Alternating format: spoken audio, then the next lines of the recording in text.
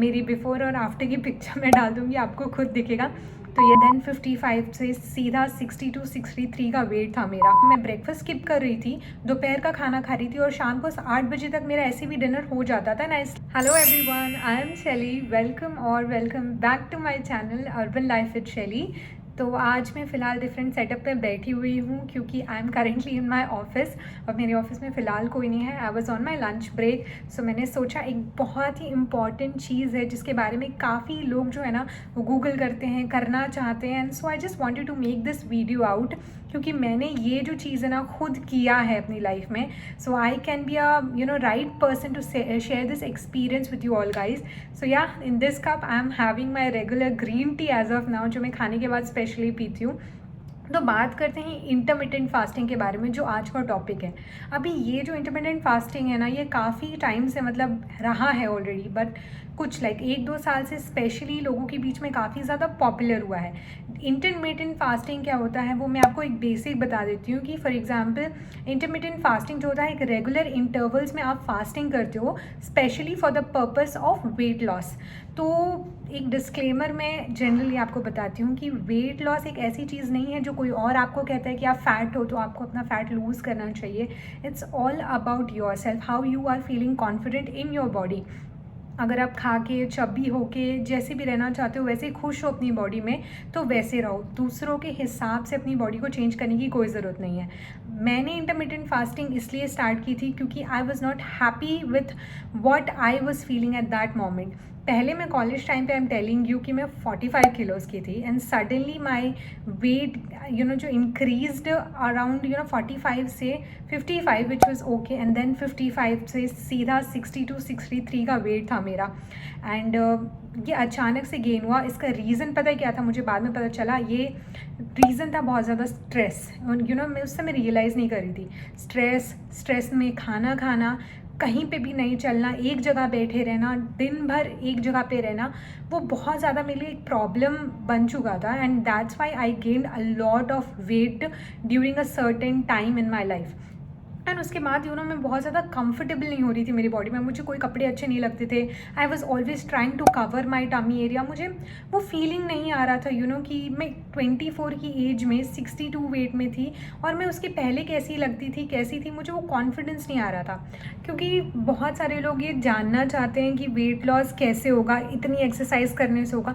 मुझसे एक्सरसाइज बिल्कुल नहीं होता, मैं एक्सरसाइज नहीं कर सकती। मैंने ट्राई किया था, मेरे घर में ट्रेडमिल भी है, मैं कि वॉक करूँ एटलीस्ट 2-3 किलोमीटर्स एवरीडे। मैंने 2-3 दिन ट्राई किया, मुझसे नहीं हुआ। बट हाँ, इंटरमिटेंट फास्टिंग मेरे लिए वर्क करी और किसी और के लिए भी वर्क करती है। मुझसे बिल्कुल खाना भी कंट्रोल नहीं होता, मुझे बाहर का खाना बहुत ज़्यादा पसंद है और बिल्कुल एक्सरसाइज नहीं कर सकती मैं ज़्यादा। इसीलिए मेरे जैसे लोगों के लिए तो स्पेशली मैं कहती हूँ, अगर आप स्पेसिफिक स्केड्यूल में ऐसे खाना शुरू करोगे, इंटरमिटेंट फास्टिंग करोगे और वेट लॉस में ध्यान दोगे तो आराम से होगा। मेरे BMI के हिसाब से मेरा वेट जो है वो 52-53 होना चाहिए और करेंटली मेरा वेट उतना ही है मेरे BMI के हिसाब से। और मेरी हाइट जो है वो 5'4" की है। तो मेरे BMI के हिसाब से अभी मेरा वेट जो है वो बिल्कुल सही है और कंट्रोल में। मुझे इससे कम नहीं करना है, मुझे इससे ज़्यादा नहीं जाना है, पर फिर भी मैं कंट्रोल ईटिंग करती हूँ, पर खाती सब कुछ हूँ। और पता है, इंटरमिटेंट फास्टिंग मैंने खुद शुरू नहीं की थी, मुझे इसके बारे में जनरली ज़्यादा पता नहीं था। इंटरमिटेंट फास्टिंग एक्चुअली अचानक से स्टार्ट हुई। अभी कुछ टाइम के बाद मेरा वर्क लाइफ ऐसा हो गया था ना कि मॉर्निंग मुझे ब्रेकफास्ट करने का टाइम नहीं मिलता था और मैं डायरेक्टली जो है ब्रेकफास्ट या खाना बोलो, ब्रंच भी बोलो, मैं 12-11 बजे कर रही थी और रात को खाकर मैं सो जाती थी और सीधे उसके बाद अगले दिन मैं 11 या 12 बजे खा रही थी। ऐसा 1-2 वीक्स तक कंटिन्यूसली चल रहा था। 2 वीक्स के बाद मुझे ये रियलाइज़ हुआ कि I have lost almost 3 kilos. Literally I am telling you, 3 kilos in 2 weeks I have lost, और वो भी सेम इसी रूटीन की वजह से। देन मुझे रियलाइज़ हुआ कि अगर इंटरमिटेंट फास्टिंग का मतलब ये है, मतलब रेगुलर इंटरवल्स में फास्ट किया जाए, चाहे आप वो ऑल्टरनेट डेज फास्ट के कर रहे हो, एक स्पेसिफिक टाइम पे खाना खाकर कर रहे हो, या फिर जो मैं कर रही थी, मतलब मैं ब्रेकफास्ट स्किप कर रही थी, दोपहर का खाना खा रही थी और शाम को 8 बजे तक मेरा ऐसे भी डिनर हो जाता था, and I sleep by 10 o'clock and again अगले दिन से सेम रूटीन हो रहा था, तो मेरा वेट जो है वो लॉस हो रहा था। तो I started doing this on purpose. मतलब मैंने एक्चुअली 8 बजे के पहले जो भी खाती थी, ऐसा नहीं था कि मैं बर्गर पिज़्ज़ा नहीं खा रही थी, मैं डेफिनेटली खा रही थी। और खाना वगैरह जो भी खा रही थी ना, वो कम क्वांटिटीज़ में खा रही थी। मतलब ये नहीं कि पहले मैं 3-4 चपातीस खाती थी, तो अब मैं 2 चपातीस खा रही थी। और 2 चपातीस जैसे 1 बजे खा रही हूँ मैं, तो उसके बाद मैं सीधा खाना खाती थी, या 4 बजे कुछ मैंने खा लिया स्नैक्स वगैरह में। लेकिन हाँ, मैं चिप्स वगैरह डेफिनेटली खा रही थी। मैं ये नहीं कहूँगी कि खाना कंट्रोल करो, मैं तब भी बटर चिकन खा रही थी, बट उस समय मैं बटर चिकन के साथ नान जो है वो 1 खा रही थी या 2 खा रही थी, उससे ज़्यादा नहीं खा रही थी। तो मैं कंट्रोल ईटिंग पे थी, पर मैं खा सब कुछ रही थी। तो येस, इंटरमिटेंट फास्टिंग वर्क करता है। और मेरी बात मानो तो मैंने 2 महीने में 10 किलोज़ लूज़ किया है थ्रू दिस।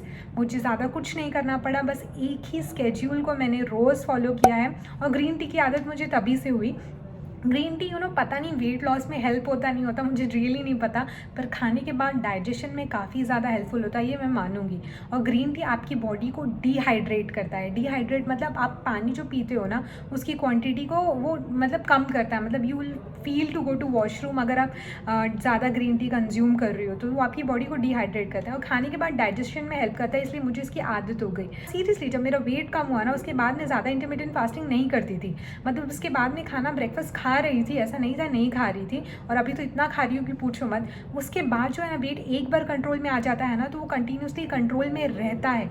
एक बार बढ़ने के बाद उसको कम कर लेना, उसके बाद आपको ज़्यादा मेहनत नहीं लगती है उसको मेंटेन करने में। लेकिन हाँ, वो जो 2 महीने का आपका जो स्ट्रिक्ट स्केड्यूल होगा ना, उसमें स्टिक रहो। मैं ये नहीं कहूँगी कि डाइट फूड ही खाओ। पता नहीं क्यों लोग ये कहते हैं कि डाइट फूड खाना चाहिए। मैंने खुद कुछ भी नहीं किया था, बस एक पर्टिकुलर स्केड्यूल जो है वो फॉलो किया था। वो था कि मैं 11 बजे सुबह के जो है वो 11-12 बजे खाती थी, और रात को 8 बजे खा के उसके बाद में कुछ भी नहीं खाती थी। पानी पीना तो दैट्स इट, उतना ही, खाना कुछ नहीं खाती थी। तो ये स्केड्यूल मैंने लिटरली 2 महीने किया है, and I have seen the difference my self. मेरी बिफोर और आफ्टर की पिक्चर मैं डाल दूँगी, आपको खुद दिखेगा। तो yes, I am a living example of that कि इंटरमिटेंट फास्टिंग वर्क करता है। बस अपने स्केड्यूल पे फिक्स रहो। आई होप आपको ये वीडियो पसंद आया होगा। आपके कोई भी क्वेरीज है, सजेशंस वगैरह है ना, तो ज़रूर इस वीडियो में देना। और जो भी है ना इंटरमिटेंट फास्टिंग वगैरह, वो एक्चुअली वर्क करता है। सेलेब्स को देख लो या किसी को भी देख लो, पर आपको अपने स्केड्यूल में बस स्ट्रिक्ट रहना है, दैट्स इट। सो मिलते हैं अगले वीडियोज़ में। I hope you guys like this video. Bye bye, thank you for watching.